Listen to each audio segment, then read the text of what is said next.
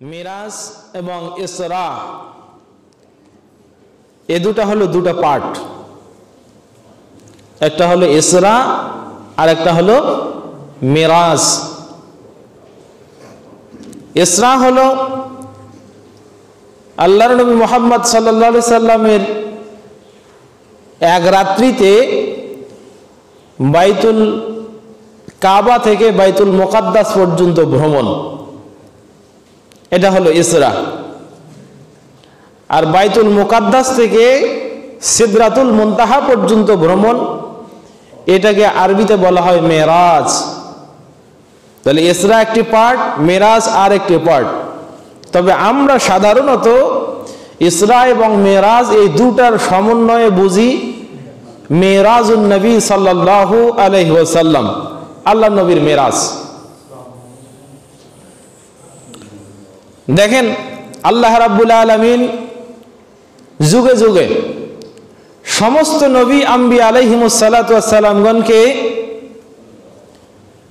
কঠিন মুহূর্তের সময়ে সান্ত্বনা দেওয়ার জন্য কিংবা সংগোপনে ডেকে নিয়ে বিশেষ কিছু উপহার উপঢৌকন দেওয়ার জন্য নবীগণকে বিশেষ একটা সময়ে তার একান্তে ডেকে নিয়েছেন। বলেন সুবহানাল্লাহ। যেমন আল্লাহ তাআলা সূরা নিসার ভিতরে বলছেন, ওয়াকাযালিকা নুরি ইব্রাহিমা মালাকুতাস সামাওয়াতি ওয়াল আরদ লিয়াকুনা মিনাল মুকিনিন। একটু সাউন্ডটা বাড়ায় দেন তো। আর এমনই ভাবে আমি দেখালাম ইব্রাহিমকে মালাকুতাস সামাওয়াতি ওয়াল আরদ, আসমান এবং জমিনের পরিচালনা, লিয়াকুনা মিনাল মুকিনিন, যেন ইব্রাহিম একান্ত চূড়ান্ত বিশ্বাসীদের অন্তর্ভুক্ত হয়। আল্লাহ তাআলা ইব্রাহিম আলাইহিস সালামকে একান্তে নিয়ে এভাবে আসমান এবং জমিনের পরিচালনা শক্তি দেখিয়েছেন। সুবহানাল্লাহি বিহামদিহি। আবার আল্লাহ বলেন, ওয়া কাল্লামাল্লাহু মূসা তাকলিমা, মূসা আলাইহিস সালামকে ডেকে নিলেন 40 রাতের জন্য। কয় রাত? 40 রাত। একান্তে তুর পাহাড়ে মূসা আলাইহিস সালাতু ওয়াস সালামকে আল্লাহ তাআলা কথা বললেন। সূরা নিসার ভিতরে আল্লাহ তাআলা বলছেন, ওয়া কাল্লামাল্লাহু মূসা তাকলিমা, আমি মূসাকে তুর পাহাড়ে ডাকলাম, একান্তে কিছু আদেশ উপদেশ উপঢৌকন হাদিয়া তার জাতির জন্য দিয়ে দিলাম। বিশেষ কিছু কথা আমি মূসার সাথে বলেছি।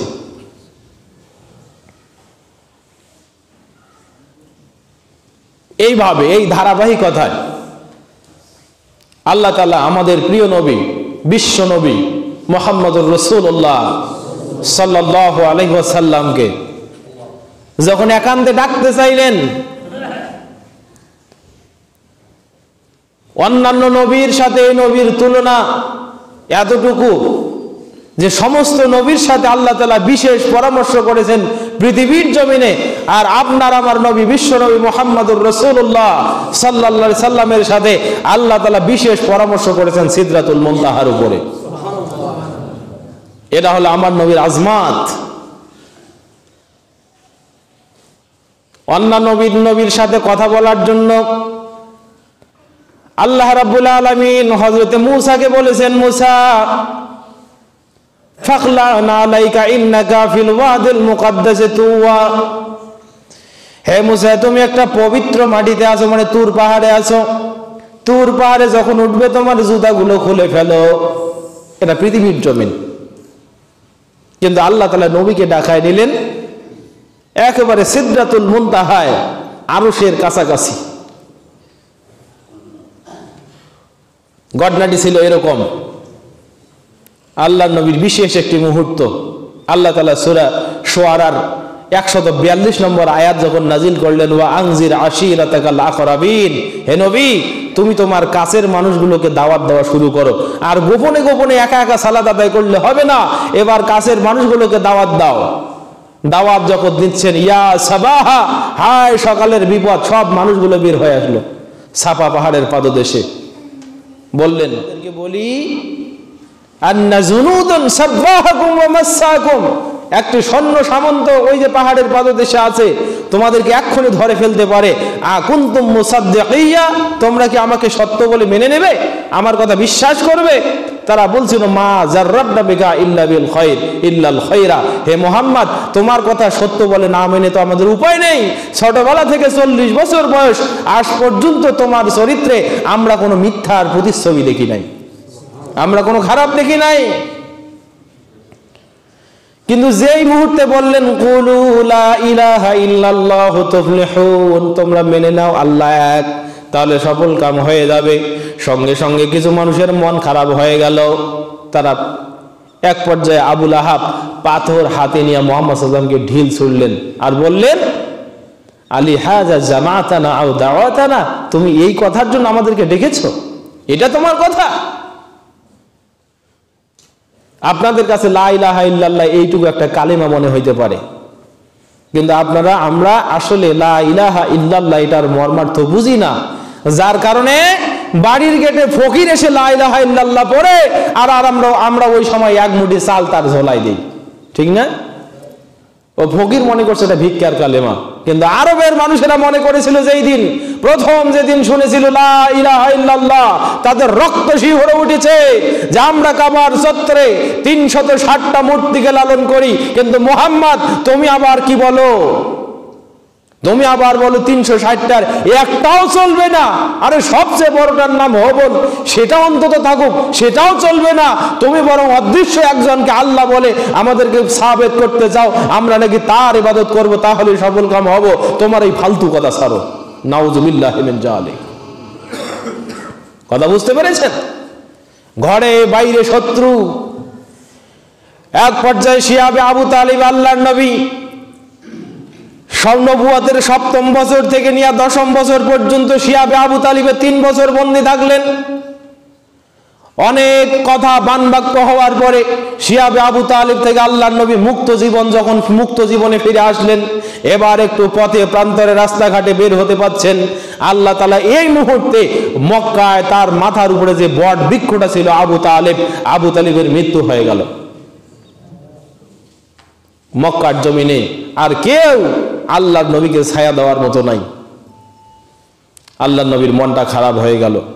আবু জাহল যখন মরে যাচ্ছে, আবু তালেব যে বলছে ইয়া আম্মি কুল লা ইলাহা ইল্লাল্লাহ উহাজ্জু লাকা বিহা ইনদাল্লাহ, হে আমার চাচা আপনি বলেন লা ইলাহা ইল্লাল্লাহ, আমি কিয়ামতের ময়দানে এটাকে তোমার সাক্ষী হিসেবে আল্লাহর কাছে পেশ করব যে তুমি জীবনে লা ইলাহা ইল্লাল্লাহ পড়েছো, আমি আল্লাহর সাথে ঝগড়া করব। আল্লাহ আমার চাচা মক্কার জমিনে আমাকে ছায়া দিয়েছে, আমার জন্য তার কুওয়াত ব্যয় করেছে, আমাকে সর্বোচ্চ নিরাপত্তা দিয়েছে, তুমি আমার চাচাকে জান্নাতে দিয়ে দাও। কিন্তু আবু তালিব সেদিন কালেমা পড়ে নাই। হাদিস বলছে আবু তালিব তার পিতার ধর্মের উপরে মৃত্যুবরণ করেছে। এই জন্য জাহান্নামের সর্বনিম্ন আযাব আবু তালিবকে দেয়া হবে। মুনতানা আইলুন বিনা আলাইন, তার পায়ে 2টা জুতা পরানো হবে। ওয়াইয়ুগলি দিমাগাহু, ওই জুতার প্রভাবে তার মাথার মগজগুলো টকবক করে গলে গলে নাক দিয়ে বের হয়ে যাবে। নাউজুবিল্লাহ মিন যালিক। জাহান্নাম কতটা ভয়ঙ্কর। তো যাই হোক, আবু তালিব যখন মারা গেল, আল্লাহর নবী আশাহত হলেন, মর্মাহত হলেন। আবু তালিব ছিল কুরাইশ বংশের নেতা। নেতার ভয়ে কেউ মুহাম্মদ সাল্লাল্লাহু আলাইহি ওয়াসাল্লামকে আঙ্গুল পর্যন্ত তুলতে পারে না। পথে প্রান্তরে ষড়যন্ত্র শুরু হয়ে গেল। আল্লাহর নবীর বিরুদ্ধে দিনে ষড়যন্ত্র, রাতে ষড়যন্ত্র, চতুর্দিকে ষড়যন্ত্র আর ষড়যন্ত্র। কেউ মারবে, কেউ ধরবে, কেউ অত্যাচার করবে, কেউ ঢিল ছুড়বে, পাথর ছুটবে ইত্যাদি বিভিন্ন নেশায় যখন কুরাইশের কুফফারেরা ব্যস্ত, ঠিক 2 মাসের মাথায় আবু তালেব মারা গেছে। তার 2 মাসের মাথায় মক্কার জমিনের সবচেয়ে বেশি যার সম্পদ থেকে তিনি উপকৃত হয়েছেন, প্রিয়তমা স্ত্রী হযরতে খাদিজাতুল কুবরা রাদিয়াল্লাহু তাআলা আনহার মৃত্যুবরণ হয়ে গেল। নবুয়তের 9ম বর্ষ অথবা 10ম বর্ষ, 10ম বছরের রমজান মাসে উম্মাহাতুল মুমিনিন খাদিজাতুল কুবরা রাদিয়াল্লাহু তাআলা আনহা যখন মৃত্যুবরণ করলেন, আল্লাহর নবীর মনে হচ্ছে পায়ের নিচ থেকে জমিনটা সরে গেল। একদিকে নিরাপত্তা দানকারী চাচা নেই, আর একদিকে আর্থিক নিরাপত্তা, যার অর্থ দিয়ে মক্কার জমিনে সবচেয়ে বেশি ইসলাম উপকৃত হয়েছে। হযরতে খাদিজাতুল কুবরা তিনি যখন মারা গেলেন, আল্লাহর নবী আশাহত মর্মাহত হলেন। এবার মক্কার জমিনে যেদিকেই যায় সেদিকে মানুষের আঙ্গুল তুলে বলে, মুহাম্মদ এবার কার বলে কথা বলবি? আর আবু তালেব নাই, এবার কার অর্থ দিয়ে আল্লাহর রাস্তায় অর্থ খরচ করবি? তোমার প্রাণপ্রিয় স্ত্রী খাদিজা আর জমিনে নাই, সুতরাং তোমার অর্থ শেষ, তোমাকে নিরাপত্তা দানকারী যে মানুষটা আবু তালেব ছিল সেও শেষ। আর তোমার কথা আমরা শুনবো? আল্লাহর নবী মক্কা থেকে ফেরার হয়ে গেলেন। মক্কায় কোনো জায়গা খুঁজে পাওয়া যায় না। মনে বড় আশা। মক্কা থেকে 80 মাইল উত্তরে তায়েফ, জায়গার নাম কি? তায়েফ। তায়েফের ভূমিতে তিনি যাবেন। সেখানে ওই যে তার দুধ মাতা হালিমাতুস সাদিয়া রাদিয়াল্লাহু তাআলা আনহা, তার দুধ ভাই আব্দুল্লাহ সেখানে আছে, তার দুধ বোন সেখানে আছে। ছোট্টবেলা যাদের সাথে খেলে খেলে বড় হয়েছেন, 6 বছর বয়স পর্যন্ত, আজকে সেই খেলার সাথীগুলো সকলের বয়স 35 থেকে 40 বছর, সকলের বোঝার মতো বয়স হয়েছে। সকল নবী মুহাম্মদকে হয়তো ভালোবাসবেন। এছাড়াও তার নানার বাড়ি ইবনে শিহাব জুহুরি, তার নানার নাম হলো শিহাব জুহুরি। শিহাব জুহুরির বাড়ি সেখানে, মানে বিবি আমেনা, তার মাতা আমেনার বাবার বাড়ি। একদিকে তায়েব নানা বংশ, আর একদিকে দুধ মায়ের বাড়ি, দুধ মাতার বংশ। সেখানে বাল্য বন্ধুগণ আছেন। বুক ভরা আশা নিয়ে তায়েফের দিকে গেলেন। মক্কার জমিনের কেউ কথা শোনে না। তিনি মনে মনে ভাবছেন, এবার মনে হয় তায়েফের মানুষেরা আমার কথা শুনবে। বিশাল লম্বা ইতিহাস। তায়েফের প্রান্তরে যখন গেলেন, তায়েফের মানুষদেরকে যখন দাওয়াত দিলেন, তায়েফের মানুষেরা বন্ধুত্বের সম্পর্ক ছিন্ন করলো, আত্মীয়তার সম্পর্ক ছিন্ন করলো, দুধের সম্পর্ক ছিন্ন করলো। সবাই এবার ঢিলা পাথর হাতে নিয়ে মুহাম্মদ সাল্লাল্লাহু আলাইহি ওয়াসাল্লামের উপরে অকাতরে নির্বোধ নিষ্ঠুরের মতো পাথর ছোড়া শুরু করলো। যেদিন তায়েফ থেকে ফিরতেছেন, তায়েফের গোত্রপতিরা তায়েফের মানুষদেরকে বলে দিয়েছে, এই মক্কা থেকে একটা পাগল এসেছে, হে ছোট্ট ছেলেরা মক্কা থেকে একটা পাগল এসেছে, হে জুয়ানেরা মক্কা থেকে একটা পাগল এসেছে। এই পাগলকে যতটা উত্তক্ত করতে পারবে। আমাদের সমাজে ছোট্ট মানুষেরা পাগলকে উত্তক্ত করে শান্তি পায়, পায় না? নাই। রাস্তায় যদি পাগল আসে, ছোট্ট বাচ্চারা ওই পাগল এর কাপড় ধরে টানে, একটু খামচায় খোঁচায়, আছে না? নাই। সেদিন চিত্রটা হয়েছিল এমন, সব মানুষেরা মুহাম্মদ সাল্লাল্লাহু আলাইহি ওয়াসাল্লামকে পাগল ভেবে আল্লাহর নবী যে রাস্তা দিয়ে যাচ্ছেন, রাস্তার দুই পাশ দিয়ে দাঁড়িয়েছে লাইন হয়ে, কাতার দিয়ে, আর পাথর ছুটতেছে। আর রহিকুল মাখতুমের ভিতরে এসেছে। সেদিন আল্লাহর নবীর গায়ের চামড়াগুলো ফেটে ফেটে রক্ত বেয়ে বেয়ে, কাপড় গড়িয়ে রক্তগুলো তার পায়ে কাপড়ের চামড়ার মোজার সাথে এই রক্তগুলি এমনভাবে জমাট বেঁধে গেল যে হযরতে যায়েদ ইবনে হারিসা ছিলেন তার সফর সঙ্গী। সেদিন বলছেন যে আমি আল্লাহর নবীর পায়ের মোজাগুলো খুলতে বড় হিমশিম খেয়ে যাচ্ছিলাম।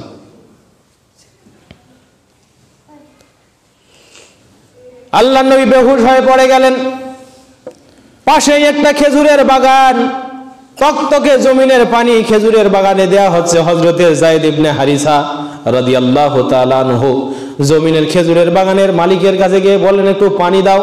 রাহমাতাল লিল আলামিন। কখনো মূর্ছা যায়, কখনো জ্ঞান ফিরে আসে। আল্লাহর নবীর হুশ আছে আবার নাই, এরকম অবস্থা। শরীর দিয়ে ফিনকি দিয়ে রক্তগুলো বের হচ্ছে। আমার নবীর মুখে একটু পানি দেবো, একটু পানি দাও। সেদিন ওই বনওয়ালা, ওই বাগানের মালিক আল্লাহর নামে কসম করে বলছিল, শোনো, মক্কা মদিনার যদি একটু কুকুর এসে পর্যন্ত পানি চায়, তাকে আমি পানি দেব, কিন্তু মুহাম্মাদের জন্য আমার এই কূপে কোনো পানি নাই।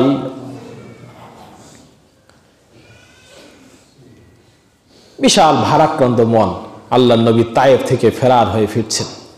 প্রতিমধ্যে জিবরাইল এসে বলছে, ইয়া রাসূলুল্লাহ, আপনি হুকুম দেন তো, আমার এই যে 360 খানা পাখা দেখছেন, আমার এই 300 খানা পাখা দেখছেন, একটা পাখা দিয়া একটা ঝাপটা দেব, এই তায়েফটা পৃথিবীর জমিন থেকে একেবারে নিশ্চিহ্ন হয়ে যাবে। রহমতের নবী সেদিন বলছেন, ইন্নী মা বুইস্তু লাআনান ইন্নামা বুইস্তু রাহমাতান। হে জিবরাইল, শুনে রাখো, আমি পৃথিবীর জমিনে এসেছি রহমত হিসাবে, কোন মানুষের উপরে লানত করার জন্য আমি আসি না। আর রহিকুল মাখতুমে একটি দুর্বল বর্ণনায় রিওয়ায়াত এসেছে, বরং সেদিন আল্লাহর নবী জিব্রাইলের কাছে দোয়া করলেন, জিব্রাইল যাও জান্নাত থেকে বিশেষ এক ধরনের মাটি এনে তাইফের জমিনে বিছিয়ে দাও, যদি গোটা পৃথিবীর উৎপাদন ক্ষমতা হারিয়ে যায় তাইফের উৎপাদন দিয়ে পৃথিবী আবার নতুন ভাবে আবাদ হয়। আজও যারা হাজিউল হুজ্জাজ মক্কায় যায়, আল্লাহর নবীর রক্তের বরকত, আল্লাহর নবীর দোয়ার বরকত এত বেশি, কিয়ামত পর্যন্ত ইস্তেকামত থাকবে। হাজিরা অনেকে এসে সাক্ষ্য দেয় তাইফের জমিনে এখনো শস্য উৎপাদন হয়, কিন্তু কোনো কীটনাশক লাগে না, কোনো সার লাগে না। সুবহানাল্লাহি বিহামদি। আল্লাহ নবী তাইফ থেকে ফিরে আসলেন। সহিহুল বুখারীর ভিতরে হাদিস এসেছে, আল্লাহ নবী বলছেন, কুনতু ফিল বাতাহা ফি বাইতে উম্মে হানি, আমি রাতের বেলা এশার সালাতে বাদ আল এশা, এশার সালাত আদায় করে উম্মে হানির ঘরে ঘুমিয়েছি। ফিল হিজর, কাবার হাতিমের ভিতরে উম্মে হানির ঘর, আমি উম্মে হানির ঘরে ঘুমিয়েছি। আমি ঘুমিয়েছি, ঘুমাই নাই এরকম অবস্থা। কিন্তু নবীদের স্বভাব হলো, নবীরা চক্ষু মুদিত হয় কিন্তু অন্তর ঘুমায় না। আল্লাহ নবী বললেন, ফাআতা সালাসাতু রাহাতিন, আমার কাছে তিনজন ব্যক্তি আসলো। এসে একজন বলছে, হুয়া হুয়া হুয়া খায়রুম ফিল বারিয়া, এ কি সেই ব্যক্তি যে গোটা বিশ্বের সবচেয়ে উত্তম মানুষ। আর একজন ব্যক্তি বলছে, হ্যাঁ খুঁজহা, তোমরা তাকে ধরো। তেনারা আমাকে ধরলেন, আমাকে বের করে নিয়ে গেলেন। সুম্মা ইশরাহ সাদরি সুম্মা ইশরাহ সাদরি মিন হা হুনা ইলা হা হুনা, এরপরে জমজমের কাছে নিয়ে গিয়ে আমার বক্ষ এখান থেকে নাভির নিচ পর্যন্ত আমার এইটা বক্ষটা বিদীর্ণ করলেন।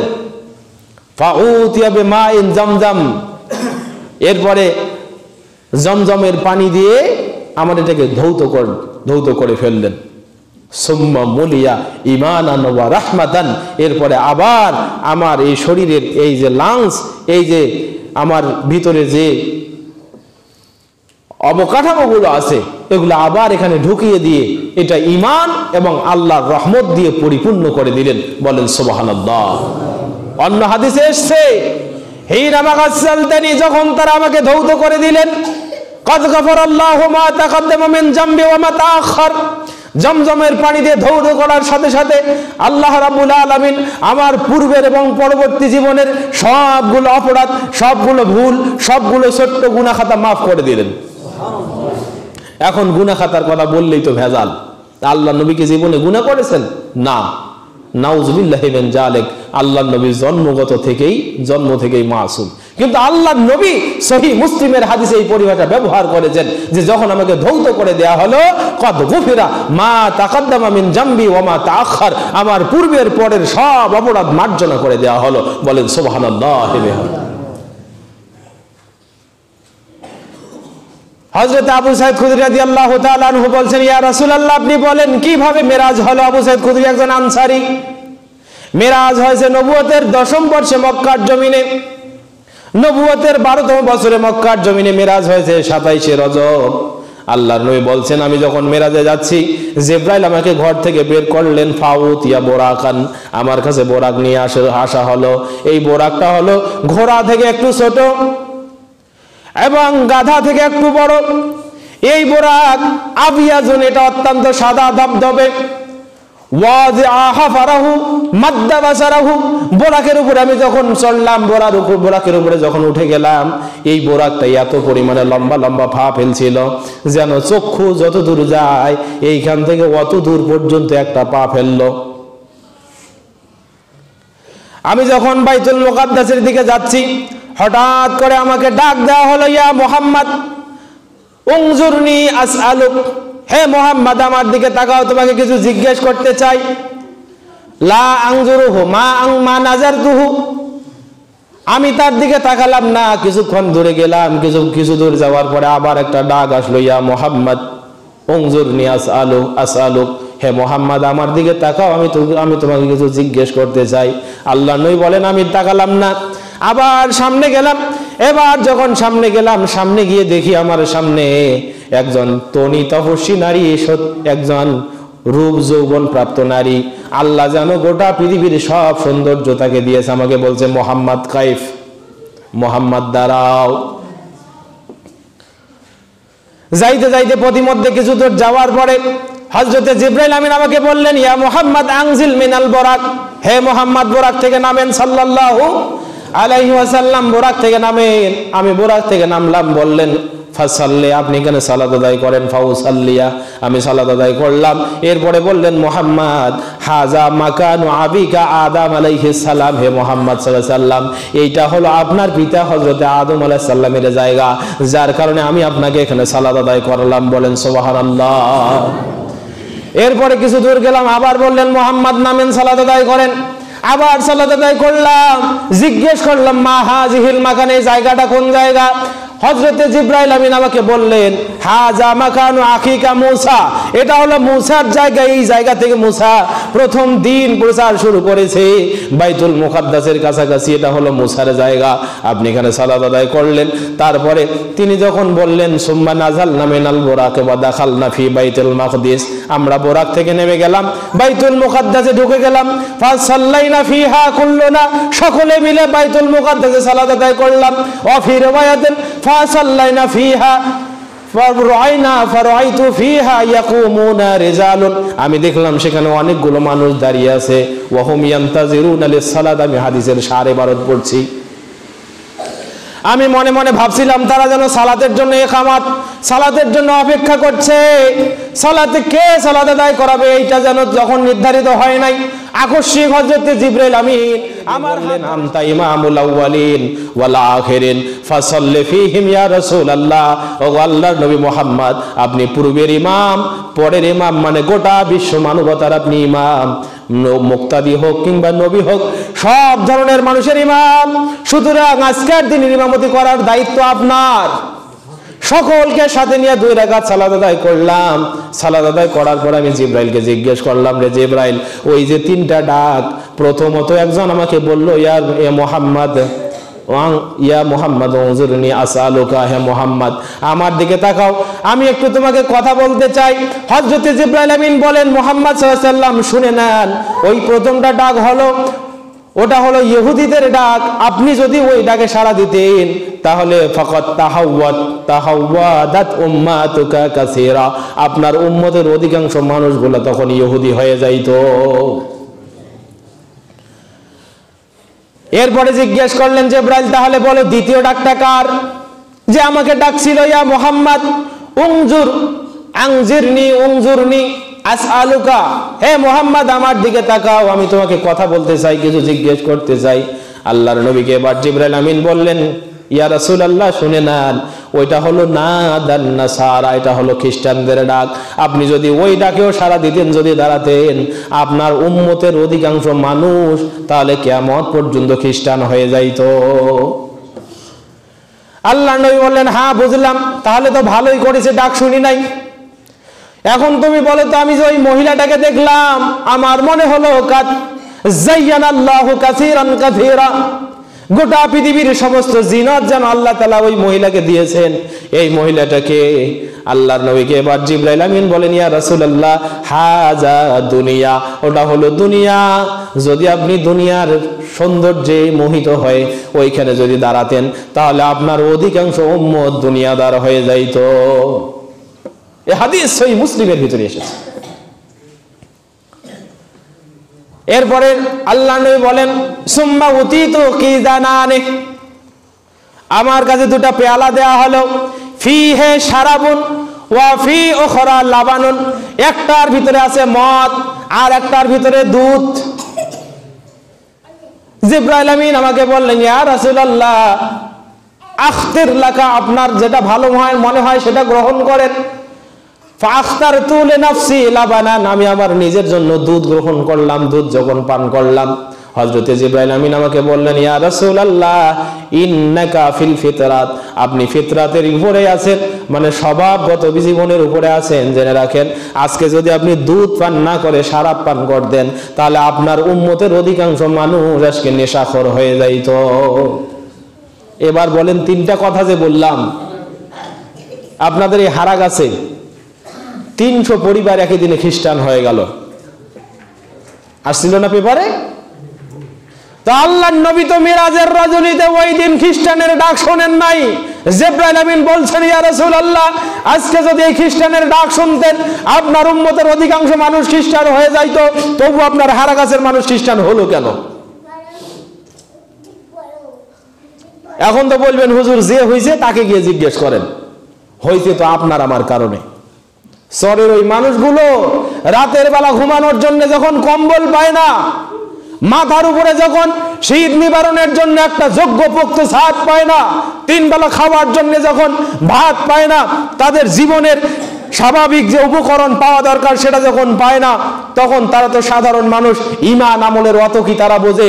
নগদ 2 লক্ষ টাকা যে তারা যেখানেই পাবে, শুধু একটা বাক্য অস্বীকার করলে তাদের কি যায় আসে?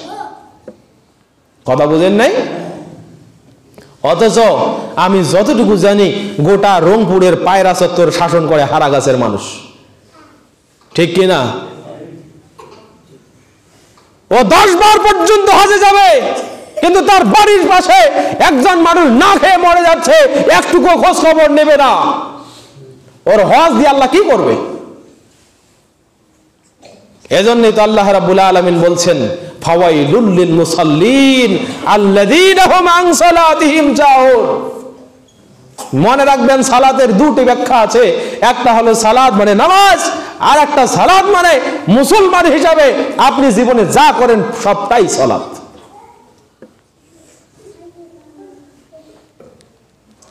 আব্দুল্লাহ বিন মুবারক রাদিয়াল্লাহু আনহু ওই ঘটনা বলতে হয়।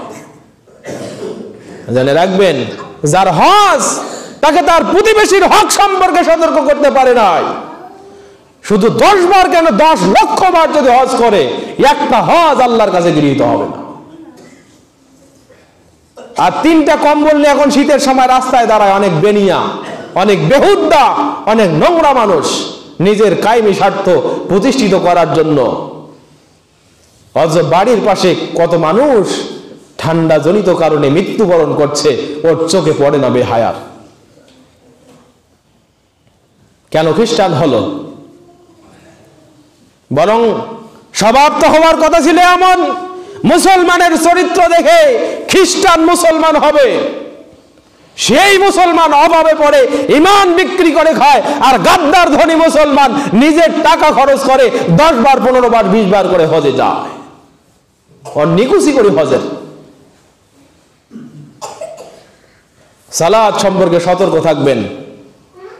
সম্মানিত উপস্থিতি, আল্লাহর নবী বলছেন, দুনিয়ার এত বেশি সৌন্দর্য, ওই যে আমি আপনাকে হাদিস শুনিয়েছিলাম একদিন, হযরত ঈসা আলাইহিস সালাতু ওয়াস সালাম একদিন দেখছেন দুনিয়ার ডান হাত, একটা হাত খুব চাকচিক্যময়, সামনটা এত বেশি চাকচিক্যময় যে কেউ দেখলে আলিঙ্গন করতে চাইবে, আর একটা হাত এত সুন্দর, এই হাতটা দিয়ে সে পৃথিবীর মানুষগুলোকে আলিঙ্গন করছে, এইভাবে ডাকছে তার দিকে।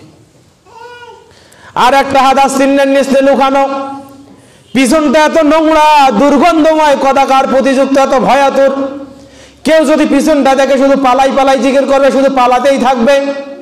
হযরত ঈসা আলাইহিস সালাম দুনিয়াকে দাঁড় করালেন, কাইফিয়া দুনিয়া, হে দুনিয়া দাঁড়াও, কি ব্যাপার? একটাই তো বডি, 4 ধরনের রূপ কেন? দুনিয়া এবার বলছে, আল্লাহর নবী ঈসা শুনে নেন, এই যে আমার হাতটা দেখছেন, এই হাত দিয়ে আমি পৃথিবীর মানুষগুলোকে আমার দিকে আহ্বান করি। আমার এই সুন্দর হাতের আহ্বানে যারা আকর্ষিত হয়, আমার কাছে ছুটে আসে, আমি সঙ্গে সঙ্গে এই হাত দিয়ে তাকে মোলাকাত করে আমার বুকে জড়িয়ে ধরি।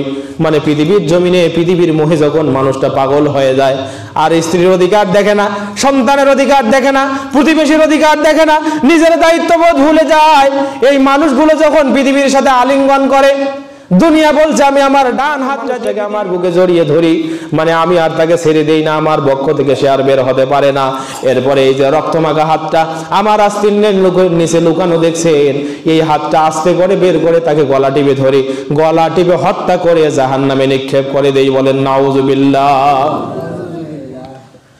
বললাম তো ঈসা আলাইহিস সালাম বলেন, দুনিয়া হ্যাঁ বুঝলাম, তো পিছনটা কেন এরকম?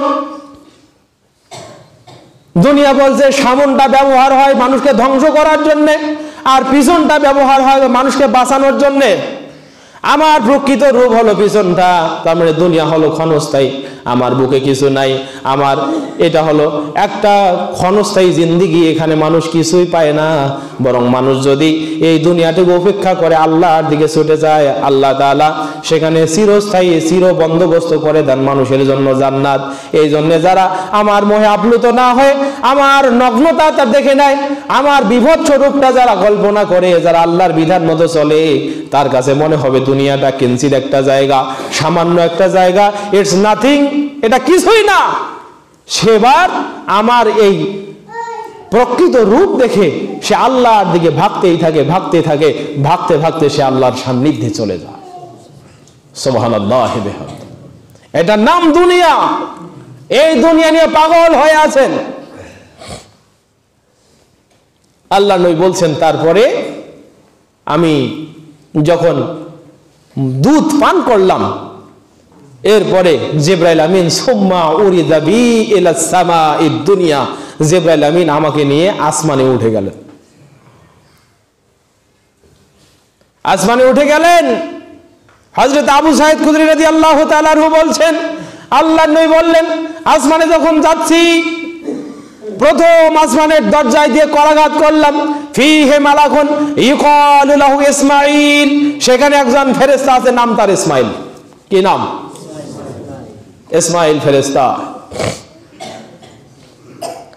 ওয়া আমামাহু ৭০ আলফ মালাইকাতুন, তার সামনে ৭০,০০০ নূরের ফেরেশতা গিজগিজ করছে। প্রতিটা ফেরেশতাই ১০০,০০০ ফেরেশতার একটা সর্দার। ইসমাইলের সামনে কত ফেরেশতা? ৭০,০০০ ফেরেশতা। প্রতিটা ৭০,০০০ ফেরেশতার প্রতিটা ফেরেশতাই আবার ১০০,০০০, মানে ১,০০,০০০ ফেরেশতার সেনাপতি। সুবহানাল্লাহ বলেন না। আল্লাহ তাআলা এই জন্য বলছেন, ওয়া মা ইয়া'লামু জুনুদাহু ইল্লাল্লাহ, আল্লাহর কত সৈন্য আছে সেটা শুধু একমাত্র জানেন। শোনেন শোনেন ও মুসলমান শোনেন, আল্লাহর কত সৈন্য আছে। আল্লাহ বলছেন, হাদিস কানা পাবেন, বাবু আহওয়ালিল কিয়ামত ওয়া বাদিল খালক, কিতাবু আহওয়ালিল কিয়ামত ওয়া বাদিল খালক, সিফাতুন নারি ওয়া আহলিহা, জাহান্নামের বর্ণনা এবং জাহান্নামের অধিবাসীদের বর্ণনা। প্রথম নম্বর হাদিসটাই ফসলুল আউয়ালে হাদিসটা আসছে। আবু হুরায়রা রাদিয়াল্লাহু বলছেন, ইউতা বিজাহান্নাম ইয়াউমাল কিয়ামাতি লাহা ৭০ আলফা জিমামুন, কিয়ামতের ময়দানে জাহান্নামটাকে টেনে আনা হবে, জাহান্নামকে টেনে আনা হবে ৭০,০০০ জিনজির লাগানো অবস্থায়। কত হাজার? মা কুল্লি জিমামিন ৭০ আলফা মালাইকাতুন ইয়াদুরুনাহা, ৭০,০০০ জিনজিরের প্রতিটা জিনজিরে ৭০,০০০ করে ফেরেশতা টানতে টানতে টানতে টানতে জাহান্নামটাকে কিয়ামতের ময়দানে নিয়ে আসবেন। বলেন নাউযুবিল্লাহ। তাহলে জাহান্নাম কত বড় হবে? মনে কি করছেন ফেরেশতা আমাদের মতো? ফেরেশতা আমাদের মতো নয়, বরং ইসরাফিল আলাইহিস সালাতু ওয়াস সালামের মাথার বর্ণনা হাদিসে আসছে। এই পৃথিবীর জমিনে যতগুলো সাগর মহাসাগর, যতগুলো পানি আছে, সব পানিগুলো যদি কোনো একটা পাত্রে নেওয়া হয়, ওই পাত্র দিয়ে যদি এই পানিগুলো ইসরাফিলের মাথায় ঢালা হয়, চুল বেয়ে কাঁধ পর্যন্ত ১ ফোঁটা পানি আসবে না। এখন কল্পনা করেন কত বড়, করেন কল্পনা কত বড়। মনে করছেন হাতির মতো?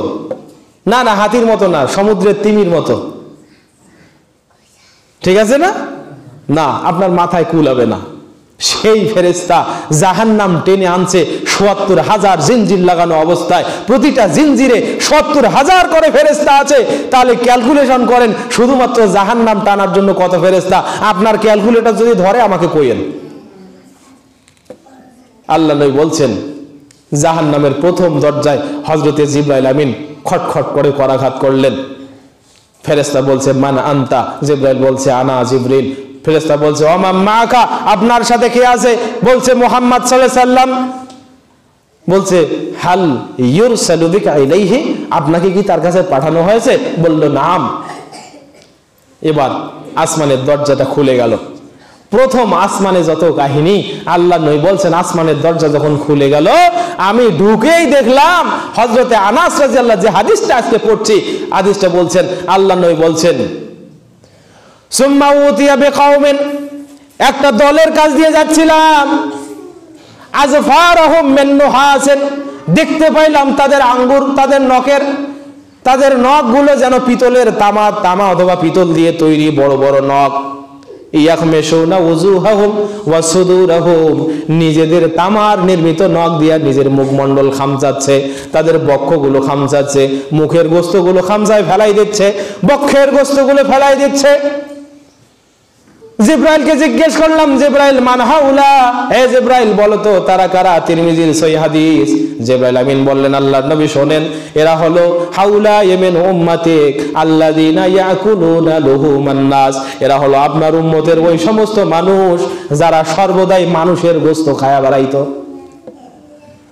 বলেন, যারা সর্বদাই কি করত? মানুষের গোশত খাইতো। একটা মানুষ আমাকে পৃথিবীর জমিনে দেখান যে মানুষের গোশত খায়? বুঝছেন? বলেন কি? গীবত করে বেড়াতো, অন্যের পিছনে লেগে থাকতো, হাম্মাজুম মাশাউন, তারা সব সময় মানুষের পিছনে লেগে থাকতো।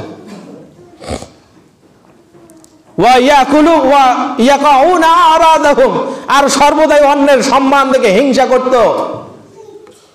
ওই এত বড় হইল কেন?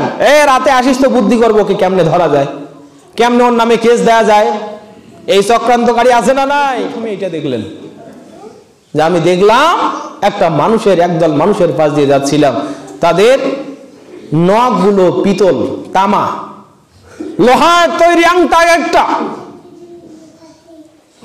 ইয়াখমিশুনা উজুহাহুম ওয়া সুদুরহুম, নিজেরাই নিজেদের মুখের গোশত, বক্ষের গোশতগুলো এইভাবে কাঁদলে কাঁদলে ছুঁড়ে ফেলে দিচ্ছে। এরপর আর একটু আগান, আল্লাহ নবী বলছেন, সুম্মা বা'দ কালিলা, কিছুক্ষণ আগাইলাম, কিছুক্ষণ এগিয়ে দেখলাম কিছু মানুষের সামনে তরতাজা স্বচ্ছ খাবার, মানুষগুলো সে খাবার খায় না, বরং এক জায়গায় এমন একটি খাবার আছে আনতানে না, যে খাবারগুলোর গন্ধ, দুর্গন্ধ ছুটে আসছে এইদিকে। অহম ইয়াকাউনা ফিহি, এই মানুষগুলো ভালো খাবার ছেড়ে গিয়া ওই খাবারের দিকে আবার লুটে পড়ছে। বললাম, জিব্রাইল মান হাউলা ইয়া জিব্রাইল, হে জিব্রাইল বলো তারা কারা?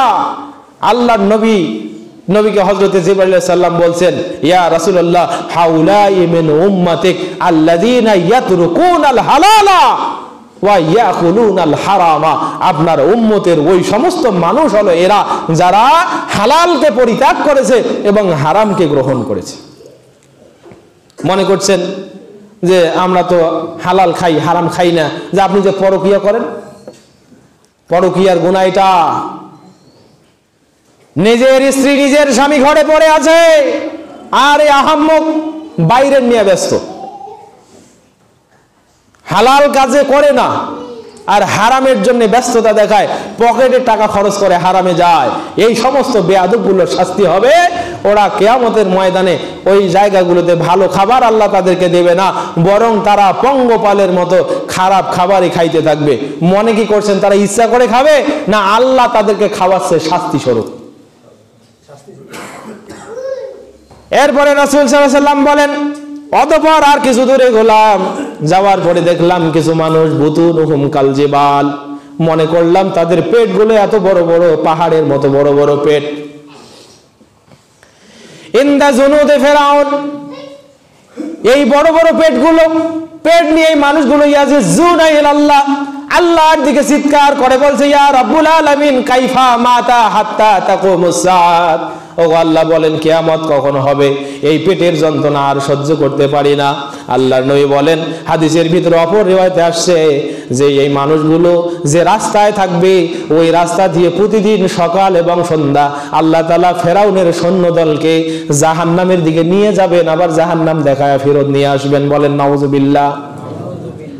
ফেরাউনের ঘোড়া আছে, ফেরাউনের উট আছে, ফেরাউনের যত চলাচলের যানবাহন আছে, এই যানবাহনগুলো তাদের পেট মারিয়ে, তাদের পেটের উপর দিয়ে, তাদের ঘাড়ের উপর দিয়ে কদলাতে কদলাতে তাদেরকে ভস্মীভূত করতে করতে জাহান্নামের কিনারায় যাবে। আবার জাহান্নাম দেখে ওদের ঘাড়ের উপর দিয়ে আবার পূর্বের জায়গায় ফিরে আসবে। আর ওই মানুষগুলো ইয়াজুনা ইলাল্লাহ, তারা আল্লাহর দিকে চিল্লাতে থাকবে, রব্বি হাইনা আমাতা তাকুমুস সাত। আল্লাহ বলেন কিয়ামত, আল্লাহ বলেন হিসাব কখন হবে, আল্লাহ কতদিন আমাদেরকে আর এই যন্ত্রণা সহ্য করতে হবে। আল্লাহ নবী জিবরাইল আমিনকে জিজ্ঞেস করেন, জিবরাইল মান হাউলা, এরা আবার কারা? ও জিবরাইল এরা কারা?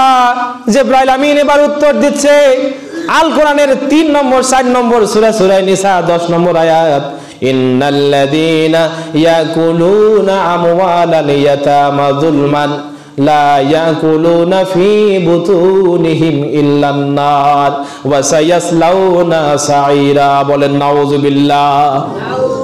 জিবরাইল আমিন আয়াত খারাপ তেলাওয়াত করে শোনালেন, আর নবী শোনেন, নিশ্চয় যারা ইয়াতিমের সম্পদ খায়, জুলমান অন্যায় করে, অত্যাচার করে, যারা ইয়াতিমের সম্পদ মেরে দেয়, এই মানুষেরা কিয়ামতের দিন এইভাবেই উঠবে, যাদেরকে সকাল সন্ধ্যা ফেরাউনের এই কি দলবল দিয়ে পৃষ্ঠপোষণ করা হবে। এখন আসেন, ইয়াতিম তাফসিরে জিলালিল কোরআনের ভিতর ইয়াতিম আসছে 2 ধরনের। কয় ধরনের? 2 ধরনের। এক ইয়াতিম, অপ্রাপ্ত বয়স্ক বাচ্চার বাবা মা যদি মারা যায়, যে বাচ্চা নিজের ভালো মন্দ বোঝে না, নিজে খাইতেও পারে না ঠিকঠাক, টাকা পয়সা ঠিকঠাক ব্যবহার করতে পারে না, এই অবস্থায় যদি পিতা মারা যায় অথবা মাতা মারা যায় অথবা 2 জনে মারা যায়, উভয় অবস্থায় ওই সন্তানগুলোকে ইয়াতিম বলা হয়। কথা বুঝতেছেন? আর 2 নম্বর ইয়াতিম, যারা কারো অধীনস্থ, অধীনে থাকার পরেও অধিকারী বা অধিপতি প্রকৃত হক থেকে তার যে মৌলিক অধিকার, এই অধিকার থেকে যদি বঞ্চিত করে, তাহলে এইটাকে বলা হয় রাষ্ট্রীয় ইয়াতিম। কি ইয়াতিম? রাষ্ট্রীয় ইয়াতিম। তা আমাদের দেশের যারা অধিপতি, তারা তো আল্লাহর ফেরেশতা সব। এই এখনো কালকে আবার দেখলাম কি, বাংলাদেশ ব্যাংকের সাবেক গভর্নর, কি নাম, এসকে সুর, ওই হাতির সুর, কলা গাছও খায়, ফুলের গাছও খায়, সবই খায়, হাতি সব খেয়ে ফেলছে, বাড়িতে নাকি 200 কোটি টাকা, আরো যে কোন জায়গায় কত কি আছে আল্লাহ ভালো জানে। আমার মনে হয় বাংলাদেশের এই ইন্টিম গভর্নমেন্ট যদি আর একটু সক্রিয় হয়ে প্রতিটা